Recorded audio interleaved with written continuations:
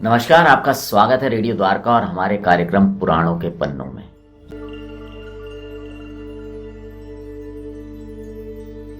प्रशांत मुकुंद प्रभु मेरे साथ हैं। प्रभु जी, एक सवाल जो लोगों के लिए जहन में रहता है बहुत ज्यादा, वो होता है कि जो मानव जीवन है या मानव जो धर्म है, उसका सबसे बड़ा सेवा का क्या हुआ है?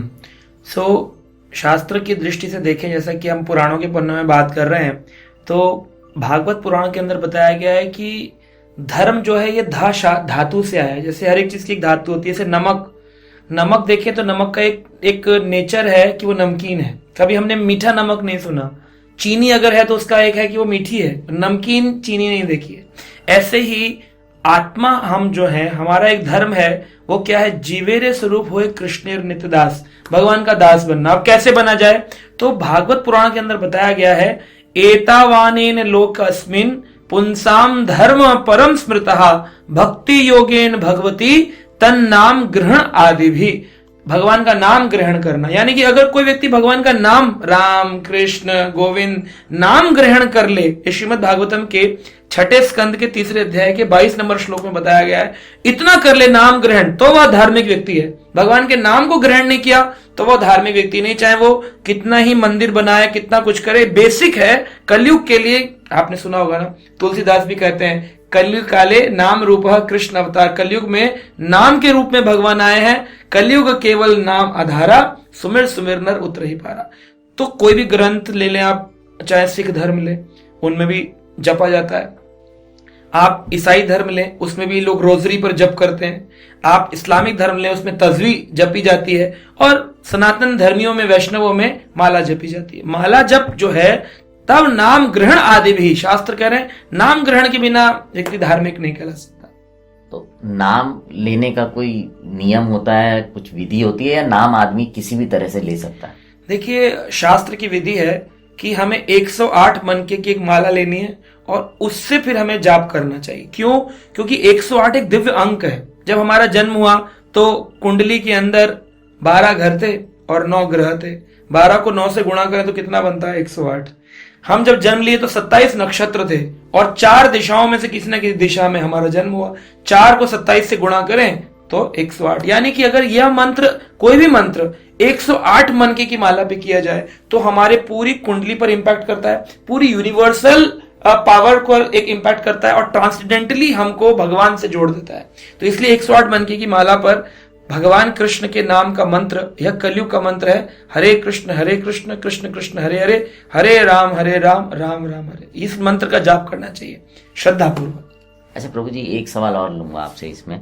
आपने मंत्र बताया, जैसे सब मंत्रों को करने के कुछ नियम होते हैं, क्या ये हरे कृष्ण महामंत्र को करने का कोई नियम है, या आदमी किसी भी समय कैसे भी इसको कर सकता है? देखिए, बहुत अच्छा प्रश्न पूछा विशाल जी आपने। इसका कोई नियम नहीं है। श्री चैतन्य महाप्रभु आए, जो कि नवदीप धाम में कलकत्ता के पास उनका जन्म हुआ। भगवान कृष्ण के गोरे रंग के अवतार हैं, जिन्हें गौर कृष्ण कहते हैं। यह गोरे रंग के भगवान चैतन्य महाप्रभु ने सबको हरे कृष्ण महामंत्र की शिक्षा दी और कहा, नियमते स्मरणे न कालम। इसको जपने का, कोई स्मरण करने का कोई काल नहीं है, कोई नियम नहीं है। सुबह उठो, शाम को उठो, कभी भी सोकर के उठो, मेट्रो में हो, कार में हो, रोड पर चल रहे हो, जूते पहने हो नहीं पहने हो, यही फर्क है मंत्र में और महामंत्र में। मंत्र जब जपना आपको गायत्री, तो उसके लिए आपको नहाना चाहिए, सुबह उठ करके आपको बैठना चाहिए। आप चलते हुए रास्ते में नहीं कर सकते, मुख से जोर से उच्चारण नहीं कर सकते। वो ओम से शुरू होगा और अंत में किसी न किसी मंत्र पे स्वाहा आएगा। लेकिन महामंत्र ऐसा है, ना इसमें ओम है ना स्वाहा है, एक पूरा का पूरा स्वच्छंद है। हरे से शुरू होता है और हरे पे अंत होता है। हरे का मतलब है श्रीमती राधा रानी, कृष्ण का मतलब है कृष्ण, और राम का मतलब भी है राधिका मधुसूदन, यानी कृष्ण ही है। ये पूरा का पूरा मंत्र राधा कृष्ण का मंत्र है, इसीलिए इसको महामंत्र कह रहे हैं, क्योंकि ना ओम पर ना स्वाहा पर निर्भर करता है। लेकिन मंत्र जपने में क्या है कि एक बार एक साधु थे, वो उनके पास एक शिष्य आए। वो कहते हैं, आजकल मुझसे ना मंत्र जपा नहीं जाता, क्योंकि जपते जपते है ना ऐसी व्याकुलता उत्पन्न होती है कि रोना निकल जाता है, आंखों से आंसू आते हैं। तो उनके गुरुजी ने कहा असलियत में तुमने अब जप शुरू किया है, अभी तक तो तुम नाम संख्या कर रहे थे। जप का मतलब है जब व्याकुल होकर के प्रभु को पुकारा जाए। जैसे बच्चा रोता है तो माँ माँ माँ, तब माँ के गले लगाती है। ऐसे ही श्रील प्रभुपाद कहते थे ISKCON is a school, crying school, जिसे हमने खोला है ताकि लोग भगवान के लिए रोना सीखें। समाज में प्रोडक्ट्स के लिए तो रो रहे हैं, ये नहीं मिला वो नहीं मिला, लेकिन क्या कोई भगवान के लिए रो रहा है? जब उस व्याकुलता से भगवान को पुकारे तो वो नाम जप कहलाता है, अन्यथा नाम संख्या कहलाती है। धन्यवाद प्रभु जी आपका। सो व्यूअर्स, आपने सुना। अगर आप भी किसी विषय पे जो कि पुराणों से है या आप उससे के बारे में कुछ जानना चाहते हैं तो आप हमें अपने कमेंट्स में जरूर लिखिएगा। हम प्रयास करेंगे कि आने वाले एपिसोड्स में हम उनको लें। अब आपसे विदा लेते हैं, बने रहें रेडियो द्वारा। हरे कृष्णा।